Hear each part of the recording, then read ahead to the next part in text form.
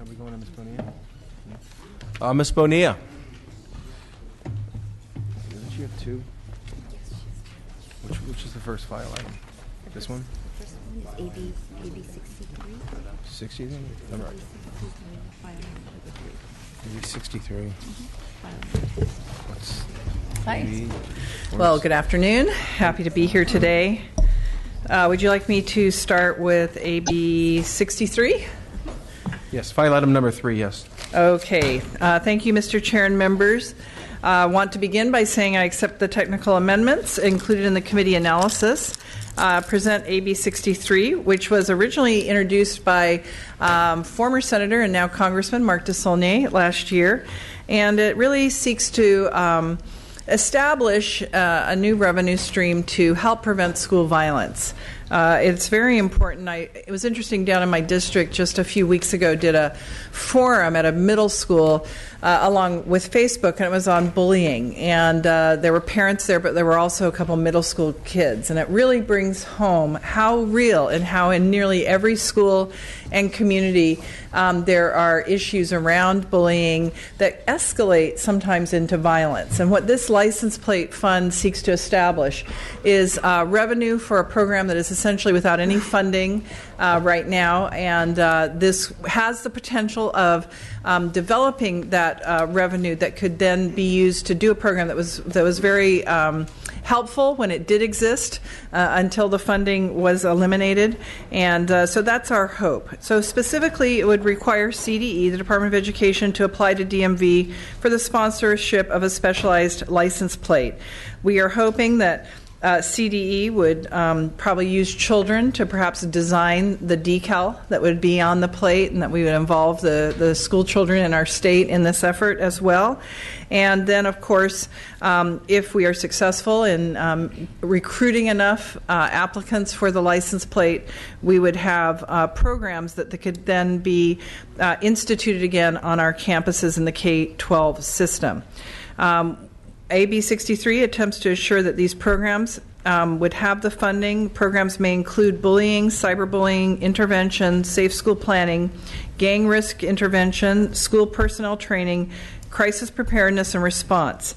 So I think this would be also a way for people to respond. I think sometimes people know there's a problem in our schools and would like to be able to have a direct impact on being part of the solution, and our license plate programs offer them that opportunity as well. Today with me I have Ken Fitzgerald, Regional Health and Safety Planning Coordinator for the Stanislaus County Office of Education, and I would like to invite him to make some comments on the value of these programs within our schools. Thank you, your witness. Thank you very much, Mr. Chair and members. And as Assemblywoman Bonilla said, my name is Ken Fitzgerald. I'm with the Stanislaus County Office of Education.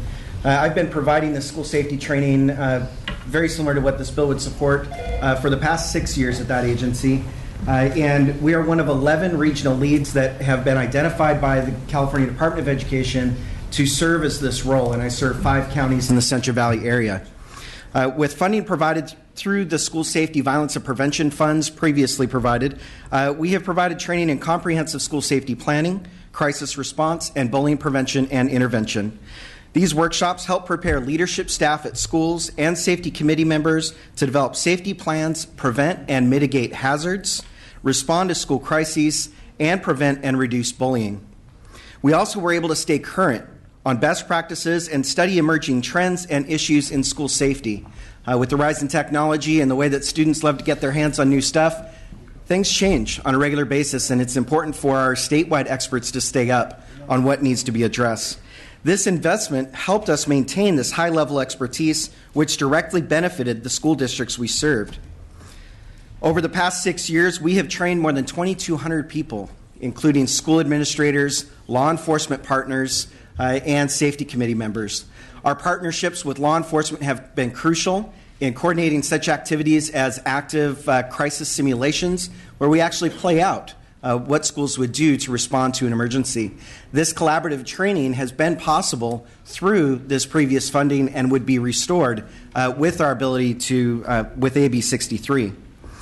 Without continued funding, our programs have taken a hit in attendance. We no longer have the resources to offer as much training, and we rely on these funds, even as small as they were, to provide us with dedicated resources to help us invest in professional development for ourselves as leaders in school safety so that we may effectively serve the districts within our region. As we all know, students do their best work and attend school at the highest rates when they feel safe in a supportive school environment. Our statewide training programs help schools provide students with this type of environment. I encourage you to vote yes on AB 63, as it will provide much-needed funding to continue our efforts to support school safety and student success. Thank you. Thank you. Seeing no more witnesses, are there any members of the public that wish to speak in support or opposition? Seeing no members of the public, any of the committee members wish to comment? Mr. Thurman. I move the bill. Second. The bill has been moved in second. You want to speak? Okay, Yes, go ahead. Yes. Thank you, Assemblywoman Bonilla, for bringing this bill forward. I'll be supporting this bill today. But I hope you will consider clarifying some things, because as a way of background, the charter schools were prohibited from applying for grants under the School Safety Consolidated Competitive Grant, because it only applies to school districts and county offices of education. So I hope you will consider clarifying this bill as it moves forward that charter schools will not be exempt. Certainly, as you know, children in those schools are no less worthy of a safe environment than any other school children. So if you can consider that, I'd be very happy to support the bill. Thank you. I certainly will. And I did want to also mention that we had Mike Radford with the Stanislaus County Sheriff's Office here earlier. He did have to leave, but he was going to give the law enforcement perspective and is in support of the bill also. Thank you. I would Ms. respectfully Bonilla, ask for an aye vote. Thank you. There's been a motion. The motion is due pass as amended to the Transportation Committee. The Secretary will call the roll. O'Donnell. Aye. O'Donnell, aye. Chavez. Kim. Aye. Kim, aye. McCarty. Aye. McCarty, aye. Santiago. Aye. Santiago, aye. Thurman. Aye. Thurman, aye. Weber. Aye. Weber, aye. 6-0. File item number what? The next one is AB 141. What's the file item? 5. Aye. Thank you. Ms. Bonilla, on file item 5, AB number 141, you may open. Oh, thanks so much. All right. Thank you so much. I think we have a witness joining us on this.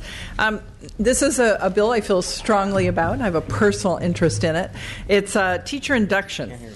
Teacher induction is basically that training that we do of our brand new teachers their first 2 years. And the reason, of course, I'm interested is that I went through it as a teacher myself.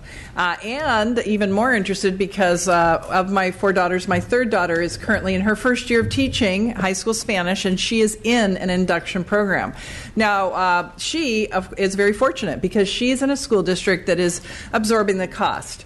As a brand new first-year teacher, she isn't being given the bill to pay for her mandatory 2-year induction program. However, unfortunately, we have found that we have districts that are doing a cost shift. And we know that money is tight. I am incredibly sympathetic to the fact that we are not funding yet the way we need to our public education system. But I think the question this bill addresses is the appropriate avenue to find funding to shift it onto the brand new teacher. The teacher who is the lowest on the pay scale, the teacher who has just completed their 5th year of study at their own expense, along with teaching in a classroom basically for free for most of that school year. And now they get their job, they're in the induction program, and they're going to be given a bill. And we have found that some districts have shifted this cost of approximately, the average is $2,000 a year. Average. That means some districts are charging up to $4,000 a year to these brand new teachers. Why is this important besides the fact that just isn't the right thing to do, is because we also are facing a shortage in our teacher training programs. And this is something that I think many folks maybe haven't really registered yet. But in 2013, there were fewer than 20,000 students enrolled in teacher preparation programs. That was less than half that we had in 2008. So we used to have roughly 40,000 enrolled, and we're down to 20,000. So what we're doing by shifting this cost onto our brand new teachers is really creating another barrier for them, another disincentive for them to become teachers, and it is a very serious issue. So I do ask for your support. Today I have with me representatives from the California Teachers Association and the California State PTA in support of the bill. And I would like to turn it over to my witnesses. Thank you. Mr. Chair and members, I'm Isabel Garcia. On behalf of the California Teachers Association, we ask your strong support for AB 141. I also want to add the support of the California Federation of Teachers, whose advocate Ron Ramp had to step out for another committee, so I said that I would add CFG's support. CTA believes that school districts have a responsibility to ensure that each new teacher holding a preliminary teaching credential is provided in a quality induction program that helps support them as they analyze their practice, as they explore alternative ways to deliver content, as they make professionally autonomous decisions about their practice. CTA believes quality induction early career programs are essential to recruiting and retaining quality teachers, and that they must be funded and provided at no cost to teachers. AB 141 is critical to protecting access to quality induction programs for new teachers as they strengthen the foundations for their effective teaching and increase the likelihood that they're going to stay in the profession. CTA believes it's imperative to ensure that the cost of a mandatory induction program at the school district or county level or consortium is not unfairly shifted to teachers who can least afford it and who often end college with high student loan debt. AB 141 solves the serious and growing problem that new teachers face of uneven opportunities to participate in a quality induction program, which only intensifies our current teacher shortages. And these are in the very schools and districts that have high percentages of high-need students that deserve a qualified, caring, and committed teacher.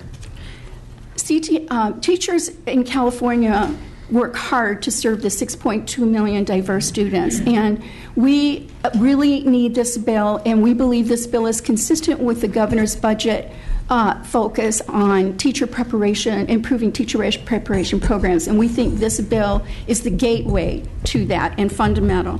So for those reasons, we ask for strong support, and we also want to commend the author for her strong leadership to protect and support new teachers. Thank you. Thank you. Our next witness.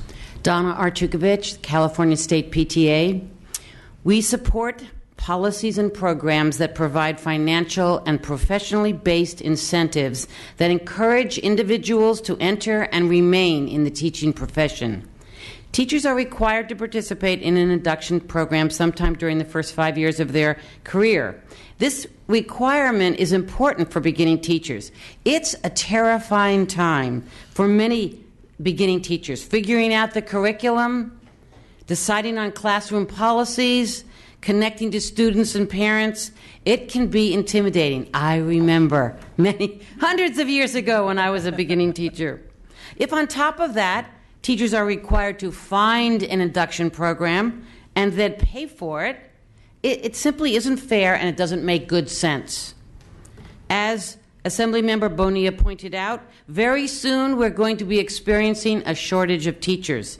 Many are not entering the teaching profession. Many leave during the first 5 years. Teachers are often vilified and take the blame for everything that's not perfect in education. We need to show young beginning teachers that we can help them succeed. This bill is one of the ways we can do that.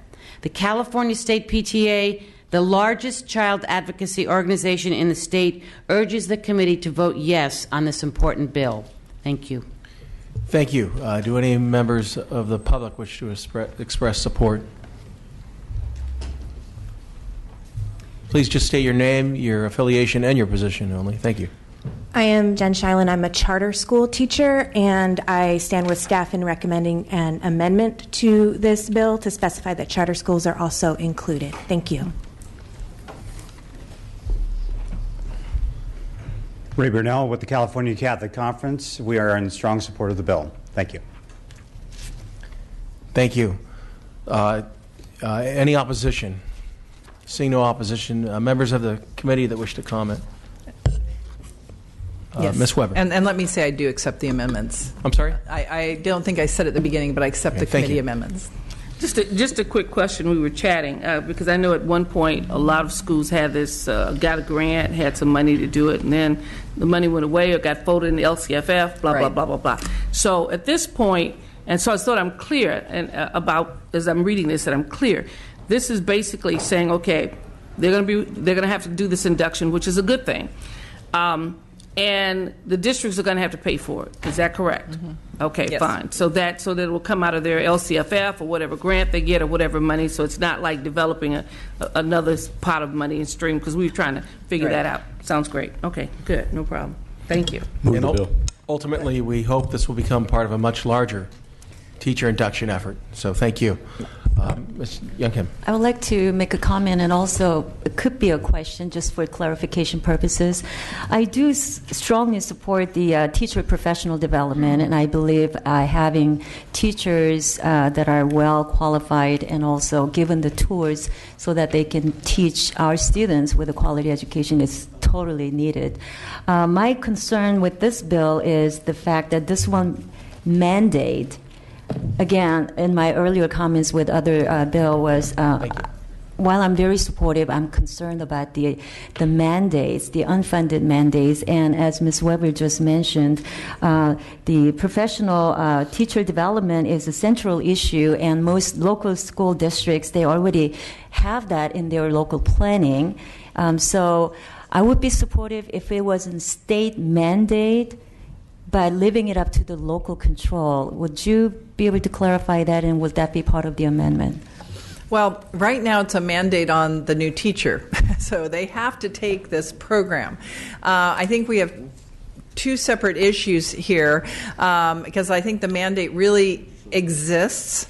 What this bill is really dealing with is saying that the cost should not be upon that brand new teacher. And so I'm hopeful that, to answer your question, as stated in the governor's January budget, there is work underway to modify this whole induction program. And I'm hoping that we can solve the issue of the cost to the districts. And whether it's through a complete overhaul of the induction program, I'm not sure how that will look, but I think my bill deals with a slightly kind of parallel issue of stopping the potential for a cost shift to protect the teacher while we're figuring out how we can improve the program, and how we can make sure that districts have all the tools they need to actually provide it. So I think in the next few months, I'm hoping we'll see more information exactly that will help clarify this issue of the question that you raised of the mandate upon the district. I think it's one of those little bit of a gray area because the mandate already exists for the teacher. Now we're saying, where does the ultimate cost responsibility lie? And we'll continue to hope that we're going to be able to make it palatable for all of our districts as well. Thank you. Thank you, I Ms. will Boney. continue to watch that until that time, and so I will reserve my comment. Thank you. Or position until then. Thank you. Okay. Thank you. You did a wonderful job of explaining that. Mr. McCarty. Thank you, Chair. I support this measure as well, and like a lot of things, there's a lot of crossover between this and the budget process. So as Chair of Sub 2, let you know this is something that we'll be looking at, and the bottom line is we need more things like BITSA that have been, and PAR that have been cut significantly in the last few years in the budget process. So I guess twofold is, one, I think you're right that teachers shouldn't have to pay this when they're so low paid when they start the profession out of their paycheck every month. And number two, it raises the bigger issue that the good news is we put more money to the districts and give them more flexibility with LCFF. The bad news is they're not always doing things like this. And so I think that we need to find a sweet spot where we can make sure that we have the resources to help teachers do their job. And we'll be taking a look at this in sub 2. Thank you. And just for clarification, it's not happening everywhere. It's just we don't want a trend to develop. Right now, it's roughly 12% of the districts have done the cost shift, and we don't want other districts to think it's a great idea and start doing it. So clearly, we have many districts that are handling the issue, and we just want to make sure that they continue to do that. Thank you, Ms. Bonilla. Mr. Thurman, did you have a comment? Thank you. I want to commend the author and thank you for doing this. To put it in context, I've had a chance to work with a lot of new teachers, and recently I had a chance to meet some brand new teachers who are working with students who have severe emotional, behavioral, and learning needs, and they're trying to get into a BITSA program, and without this training program, they would not be able to continue in the district. And these teachers have established this amazing rapport with these young learners who need great support to support them. And so I appreciate the impact that this would have. And I think for those who are concerned about the cost, I would say consider this a measure of intention. If professional development, we know, is one of the best ways for our students to be supported in their academic achievement. To me, this is akin to saying, you start a new job and then we tell you you have to have training and you have to pay for your own training. I can tell you for a fact, if as a new assembly member I was told I had to pay for my own training, I would not be here, and many of us might not be here. So if we're put an emphasis on supporting young people with professional development for our teachers who teach them, and we know that our teachers are amongst the lowest paid in the state of California, this is the right thing for us to do. I commend the author, and I urge my colleagues to vote yes, and I would like to go on record as having moved the bill. Thank you. Thank you. We have a motion which is due pass as amended to the Appropriations Committee, but we do not have a second. Do we have a second? We have a second, Ms. Weber. The Secretary will call the roll. Can I talk? Oh, I'm sorry, I did not know. Go ahead, Mr. Chavez. Thank you. I was watching this down in my office because a lot of us were doing a lot of things at the same time. And I wanted to come up here because this is something that's extremely important to me. As you know, the Republican caucus has put together a series of packages to improve education. And one of them that I'm actually authoring talks about classes of professional development for teachers. Because as all of us know, in any occupation we've ever gone into, just as you go into it, it's just the beginning. There needs to be a continued investment in your skill development while you're there. And so that's something that the party is doing. Now, reading the analysis from our caucus, our concern is it's the funding issue.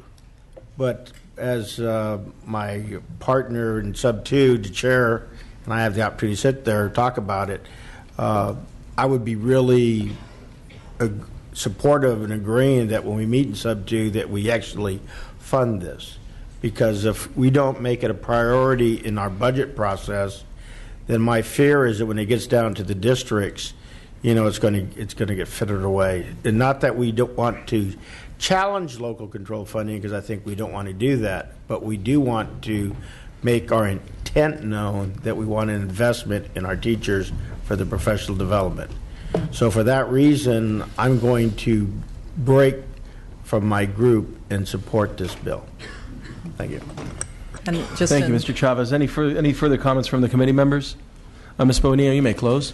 Well, I really appreciate that, because I do believe, and I am a strong supporter of local control, but that this is a statewide issue. This is actually where we want uniform and consistent training across the state. We don't want to start to see cost-saving measures in certain areas and have students shortchanged. And so I do think we have a voice on this to make sure that all of our students are going to have the same qualified and professionally developed teachers as possible. And, I think there's a lot of changes that can be made to the program. We could probably cut out a ton of the paperwork. We'd have a lot of young teachers really happy about that. But the critical element is the mentoring. To have a more senior teacher in the back of the classroom, one that is not there to judge you, but is rather there to give you feedback and help. I can't tell you how valuable that is. And my daughter will come home at the end of the day and I'll say, ask your coach, ask your BITSA coach what to do with those students that, aren't performing.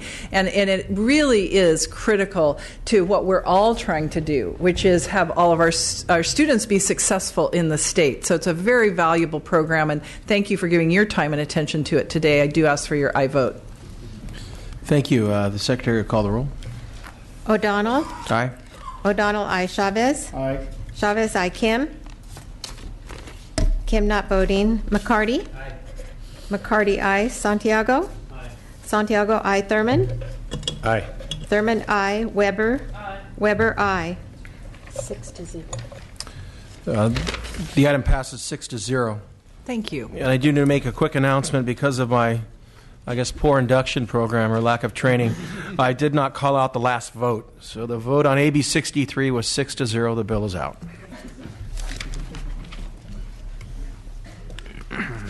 Where are we going? For you. Oh, it is? Oh, thank you.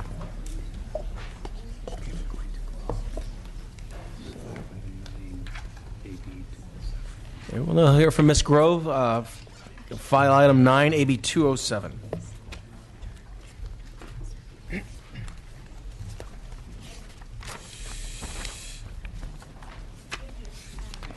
Thank you, Mr. Chair and members. I'm proud to present AB 207, which seeks to expand access to online virtual education opportunities in California for California's children.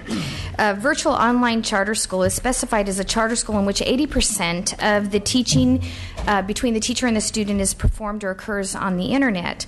Virtual charter school students in California are treated as what we call independent study students. Virtual charter schools that operate within our state, independent study requirements do not always make sense when they're paired with online learning. California law limits enrollments to virtual charter schools to children that reside within a county adjacent to a county that offers a virtual charter school, despite the fact that nearly all learning takes place on the internet. This is not a partisan issue. It's a statewide problem. For example, students that live in Kern County can't attend a virtual online charter school in Fresno County because they're separated by Tulare County. And the same with the Chair's District. Long Beach, they cannot go to San Diego, the city of San Diego, because they are separated by a county line. California is the only state which places geographical. Did I state that wrong, sir? That's okay. Okay. So California is the only state that places such a geographical limits on our virtual learning.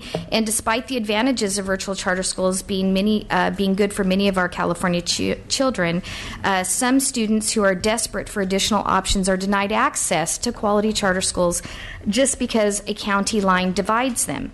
AB 207 seeks to expand upon the current contiguous county rule to include non-contiguous counties and with borders up to 125 miles or less away from a county the virtual charter school resides. The virtual online community believes that 125 miles is a very reasonable distance that will enable students to visit their education centers whenever necessary.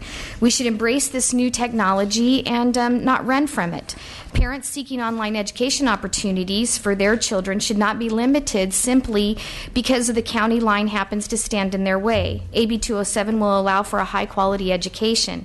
Students who are medically homebound, students that are bullied, that don't participate in regular public schools, students that are elite athletes, students who are at risk and need additional high-quality options that can help themselves achieve their academic goals are the students that we're trying to reach and create options for these parents.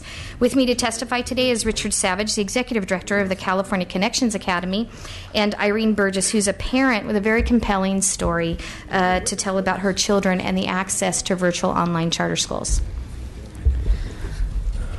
Thank you. Two witnesses, please. Thank you. All right. Thank you. Good evening. My name is Dr. Richard Savage, and I've been in education for 16 years. Taught Spanish in the brick-and-mortar traditional high school, and then was assistant principal and a principal for several years after that. I've been with California Connections Academy for 2 years. I wanted to state that one of our schools, the last year that the state of California issued APIs, scored a 791, and that was our Capistrano school. And then our school in Ripon scored an 809 on our API. And our reading and ELA scores are well above the state average. So we are a successful academic school. My next point, I'd like to let the committee know that in my experience in the last 2 years, I've come across several families, and I've been able to talk to these families over the phone. It's been disheartening at times when I have to inform these families that we cannot serve them because they don't live in a county that we cover. Across the 2 years, I would say it's been about 15 families, and the majority of those families lived in one of the 3 counties that we couldn't serve, and those were Ventura, Merced, and Solano counties. And it was simply because they lived across the county border. And that was very difficult for me as an educational leader to tell these families that we weren't going to be able to help them out. I think that this bill would fix that. More recently, just within the last school year, the academic school year of 13-14, we had 5 families that were attending our school. At the end of the school year, due to no circumstances beyond the children's control, these families had to move into a county that we could not serve. And so those 5 students are no longer students of ours for this coming school year, or for this school year that we're currently in, 14-15 school year. 2 of those students were straight A students and were thriving in our environment. And this bill would address those 5 family situations, and we would be able to continue to service those students. I'm here today because I want to serve kids. That's the bottom line. We all know that in education, as has been documented today, we don't do it for the dollars. We do it because we want to help kids. We have several kids in our school, California Connections Academy, that are with us because they've been bullied. They're with us because of school safety issues. They're with us because several of them have various anxiety disorders, and we're able to service those students. We're able to provide their parents and their families an option. That's the reason why I'm here. We want them to be successful. We want to be able to provide them with the best option available. And I don't think it's fair, just because they live on the other side of that county border, that we can't serve them. Thank you.